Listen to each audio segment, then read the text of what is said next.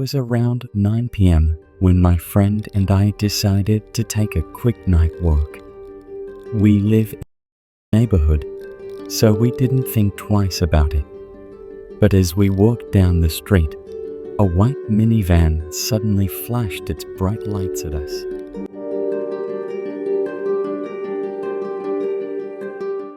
We moved to the sidewalk, thinking the driver just wanted to get by.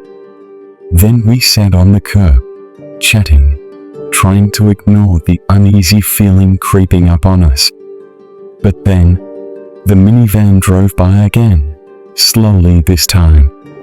My buddy noticed there were two people inside. We decided to keep walking, heading down the road the van came from.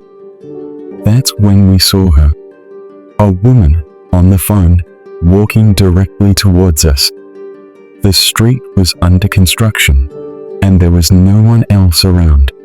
As we passed her, she stopped and looked around, acting strange. Then she turned and started following us.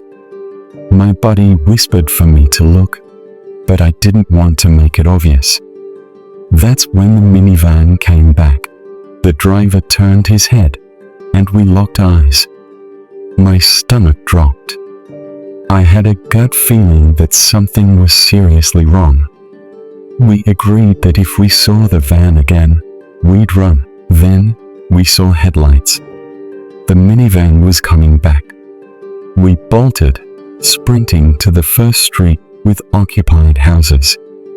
My buddy was behind me, struggling with stuff in his pockets.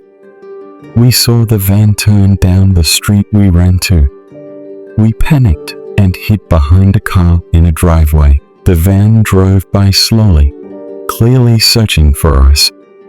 We waited until it passed, then tried to move again, but it turned around and came back. We hid behind a truck this time, readying our knives for the worst. When the van passed again, we sprinted back home, not stopping until we were safe inside. We made it home, but the fear lingered. We didn't know if we should have called the cops, but we were just glad to be safe. In the quiet suburban streets, sometimes darkness lurks closer than you think. Now the question is, who was that, and why was they following us?